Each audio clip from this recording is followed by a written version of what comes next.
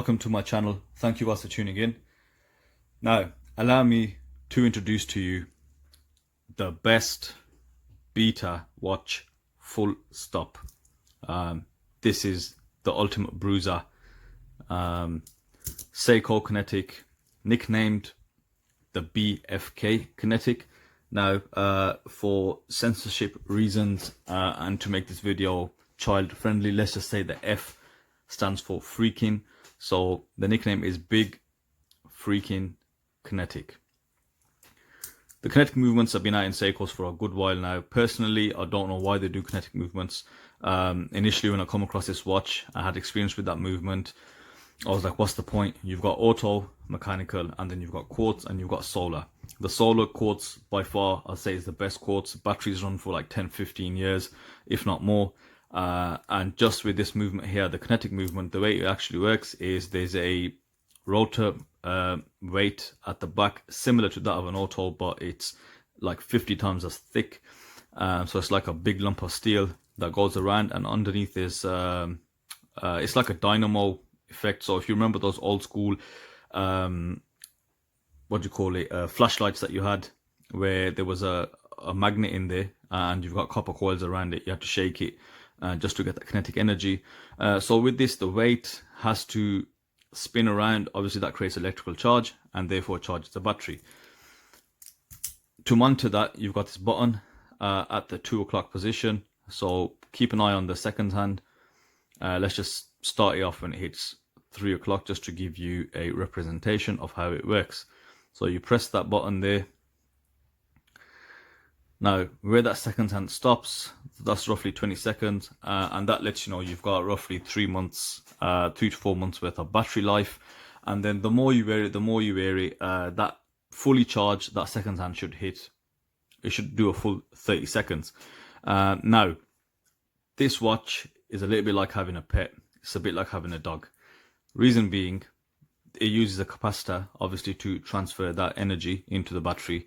Now, well-known thing about these watches, if you let this watch run dry, or if you've got a large collection and this only gets a wrist on once a week, the capacitor is just going to fail on you. It's going to kill that battery. So you'll have to replace the capacitor. It's not expensive, it's about 35, but it is quite fiddly to do. I have replaced a capacitor on one of these in the past.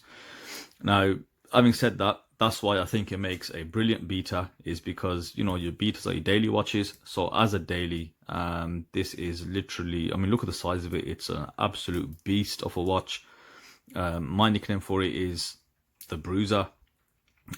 Real heft to this watch, and I absolutely love it. Initially, when I got it, I got the silver and black version. I only got it to test it out. I thought it looked just ugly, to be honest, and on certain pictures, as I showed you all the variants available, or will I show you? I'm making the videos, I'm not making them in order, so depending on when you'll see it, you'll see all the variants. On the pictures, don't make it look too appealing, they don't do it much justice, and they make it look as it is, to be honest, which is just a big ugly thing.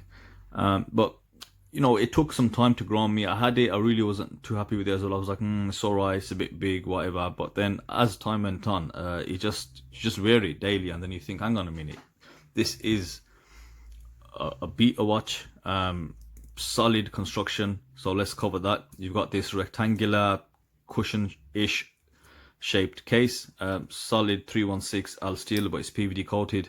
By the way, this version here is a special edition, and it just looks absolutely amazing. And then you'll see the bracelet, again, solid stainless steel, very thick bracelet. And I want to point you to just certain features of this watch as we go through the review, and how I wish Seiko would do things like this again. Now, I'm kind of stepping away from my usual format of my videos. That's because I did start and I finished a Seiko's Originals series, which I covered all original Seikos, reviewed them, and then that was my personal collection. And I haven't done one because I literally haven't added anything since then, except this. So this is slightly a bit more informal. I just got this watch a couple of weeks ago, and I'm absolutely crazy about it. I love that I got it. I've been after this. I only found out about this color option, well, wow, like a month ago, a month or two ago. I seen it for sale on eBay. I was like, wow, I've never seen that before. Fair play to the person selling it at that time. He wanted a lot for it, but it was in absolutely mint condition. I got this in not so mint condition, used. And to date, I've never bought a brand new Seiko. There's a few dinks, few marks, few little scratches, but I don't mind. I caused this one here myself because I took the bezel off. But you know, whatever. But that's what it is. It's a beat up watch. You beat the living daylights out of it, or you use it to beat the living daylights out of somebody else, and it keeps ticking away. So I'm just going to pause right there. I'm going to show you all the variants available in the BFK range, and we'll come back to some sort of structure to this review. I just want to show you just the variants that this BFK Kinetic comes in. So you can see you've got your standard silver, black, Pepsi. You've got this stunning looking yellow and black. I'm just going through. You've got your standard silver and black. You've got stainless steel bracelet version, rubber strap. Personally, I would not have it on a rubber strap. This watch does need to be on a stainless steel bracelet. You've got the stunning orange. Just loads of variants. You've got the PVD cases, pure black, and you've got the one on the right hand side with the yellow hand, second hand, sorry. These watches, I think they started making them in around 2009, and the latest model, I think they've made it as latest as 2018. You can still see these watches on for sale on like Ernest Jones, H. Samuels, some of the jeweler websites, and I'd say this is the ultimate beta watch. In pictures and in person, initially they do look ugly. I'm not gonna lie. It's the same thing with the Monster. I found that absolutely hideous when I first saw it, and over time you do tend to start liking it, and it does grow on you. So just to let you know all the variants available, they have got some stunning color options here. A few of them special editions. My one actually isn't here. I think it's the one on the left with no image, but allow me to go through the review. As you saw, a lot of lovely variants. There's a few special editions in there. I love the yellow black combination. I love the color combinations are quite bold, and that's why I'm just drawn to this. I don't know why. I just, you know, I am like that with watches for myself. That full black PVD case, then you've got this yellow second hand, and then you've got this Coke bezel insert, and you've got this red O-ring on the actual crown. So fantastic design features, and then let's go into them slightly. So on that dial, you've got this chapter ring with a minute track printed. Now the chapter ring is similar to those that you see on Monsters, where it's cut out slightly for the indices. However, the Monster chapter ring is attached to the dial, whereas this one isn't. So you also got a sandwich style dial where you've got the indices on top of the middle piece of the dial. However, it's one piece. You've got a 3 o'clock date window, and you've got these obelisk style skeletonized hands, but with the hour hand. I mean, that's one of the reasons I love about this watch. It's actually bonkers when you break it down. Just look at the hour hand there. You'll notice it says Kinetic at the 6 p.m. Dive was 200 meter because it's a ISO certified diver watch. A few of these come with the Prospex branding, so these are official dive watches. As mentioned, that yellow arrow second hand, absolutely love the color combination. On the bezel and the case, you'll see a bit of Rolex in this watch, so I think they have taken some cues from the Rollies, and you can see that especially on the way that the bezel is notched. Bezel action, just have a listen to that. Very smooth, beautiful bezel. However, when I got it, it wasn't as so, and that's why you see the two marks there.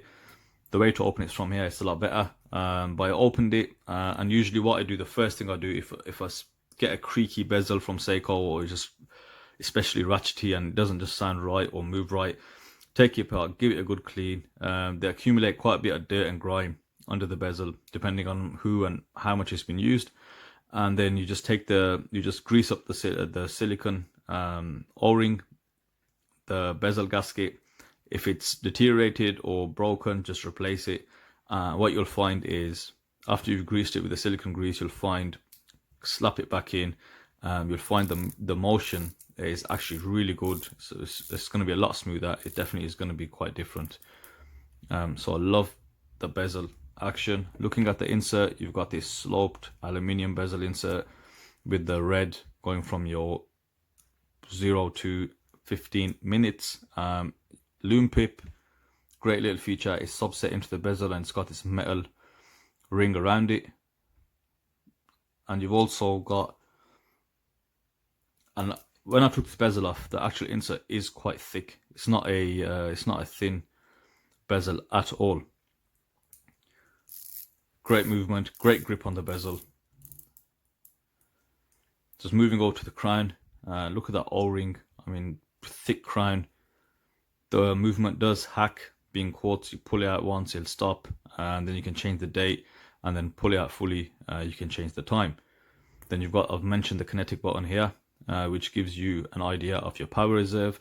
Just on the power reserve, as I was talking earlier, this watch takes absolutely ages to build the power. Now, I think on the booklet, it'll say anywhere from 5 to 7 days of you continuously wearing it, doing, you know, relatively moderate activity, or just a bit of jogging, whatever, or just moving around quite a lot.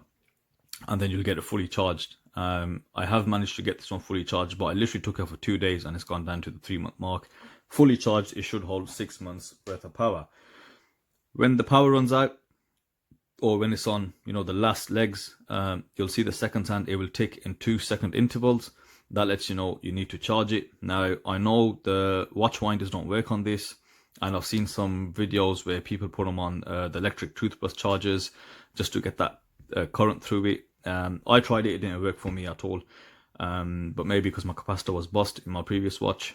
I wouldn't recommend either. The winders, the thing is, on the auto movements, you've got literally thin blades, thin, you know, weights on there, which they'll turn. You can see them on the exhibition case backs, they just turn without any movement. Whereas these, like I said, the weight on there that turns, it is quite thick, and it needs a lot more to get it going, swinging, to generate that charge. So again, that's, as I mentioned earlier, that is why I'll say it's a beta, because you've got to wear it daily. So finishing on the case, even though it is PVD, you'll see it's brushed on the lugs, and you've got brushing, well, you've got this polished, I'm trying to get the camera to focus here, you've got polished edge around the side of the case, and you've got a matte effect around the crown guards, polished. Let's get some zoom in on this. Yeah, the crown guards are polished, big thick crown guards, and that adds to the dimensions. I can't remember if I did mention dimensions, so I'll cover them if I haven't. Diameter is 42 mil, but with the crown guard it comes across 45. Now the specifications on websites, you'll see it coming under 40 mil, but I've measured it, it's not really a 40 mil at all. Lug to lug is 50 mil and the thickness is 14.5 mil. So dimensionally, the lug to lug is okay for a 6.5 inch wrist, which is, that's what my wrist size is. However, just the weight, the girth, the, you know, the feel of the watch, I'd say it will suit bigger wristed people a lot better. I know there's some people out there that love these, and you know, they've got these big gorilla forearms, and that's what it's for. However, I wear it absolutely, and then when I do wear it, after a few days, I notice a little pump on my left arm, because just swinging this around will give you muscles. Just moving on to the bracelet, you'll see there's a beautiful taper, and you'll see that a lot better if the links, there were more links, but due to the wrist size, you can only see literally 3.5 links. Stop laughing at me, but I know that there's a lot of you that feel the same pain. Got 5 links on this side. The person who resized it, I personally hate resizing it like this. I like to keep it equal. So what I might do is I might take a link out of here, link or two, or just put a link in there just to make it a bit more even. This side, I feel it does sit just slightly on top and over the wrist, but just pay attention to these little features which, you know, Seiko used to do, or they have done in the past. So here, rather than this just being empty, they've put that as part of the case. So with the bracelet, it looks like there's a curved end link. However, obviously it isn't, it's straight end link. Just looking at the beautiful taper, it's a 20mm lug width, and just look at how that fits in there. And then you've got the links, how they start off from the actual case, so they start tapering down. You can see the same, you can see a similar thing in the Seiko Monster. Just have a look at these drilled end lugs. Look how solid they look. It looks like it's made for, you know, to be used on the battlefield. So you got this solid, thick steel barrel through the center. Obviously, this takes those Fat Boy 2.5mm spring bars, and again, very thick bracelet for a heavy watch. So you get a balanced weight. There's a few Seikos where the weight is slightly off balance, especially you can feel that in the Seiko Samurai, where it's very case heavy and the bracelet is very thin. Not thin, sorry, very light, so you don't feel that balance in your hand or on the wrist. But this is overall very well balanced. Just take a quick look at it.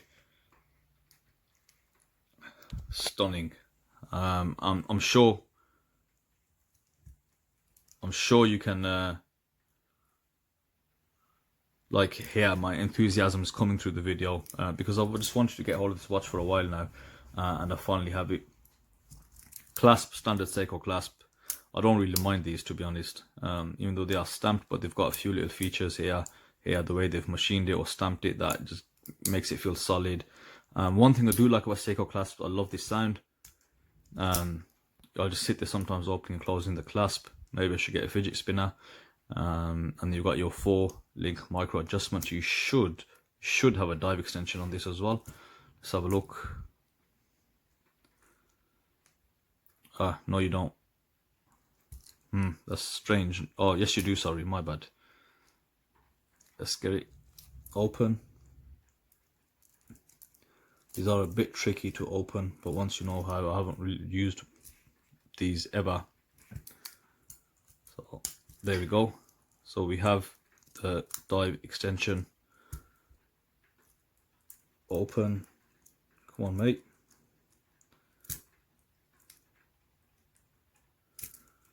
There we go. So this has never been opened, I'm guessing. Got a dive extension as well, because it is a diver's watch.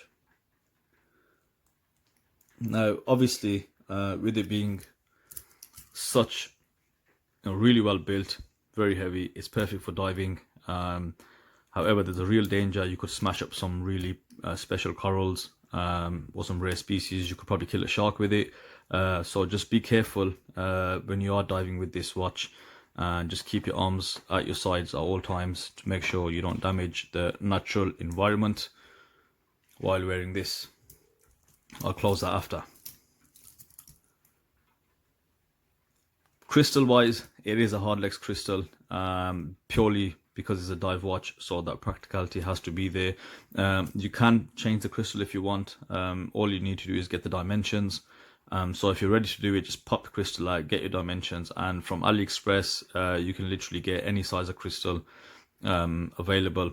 So you just need to do a bit of research to find out what size you actually need. I'd say the flat mineral does look good, but I think a single dome sapphire, a double dome would sit probably too high, but just a single dome, or maybe even a double dome, would look fantastic on this watch. It'll give it this lovely curve, and it'll go with the whole case shape as well.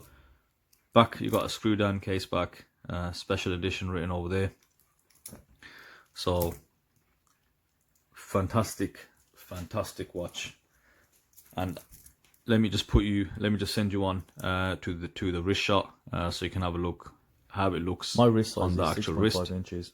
As you can see, when it's sized properly, the watch does fit nicely on the wrist. It can be argued it is a bit big and quite substantial on the wrist, but I like the watch personally, so I don't mind wearing it, for the fact that it is a bit bulky.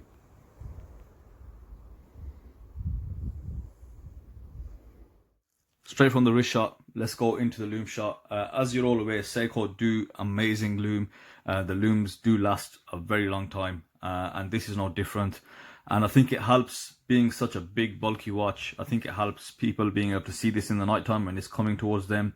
You might swing your arm a bit too vigorously trying to charge the kinetic movement, and you might end up clotheslining someone. So they need to see with this super see-through lume what's coming their way, so they've got a chance to duck.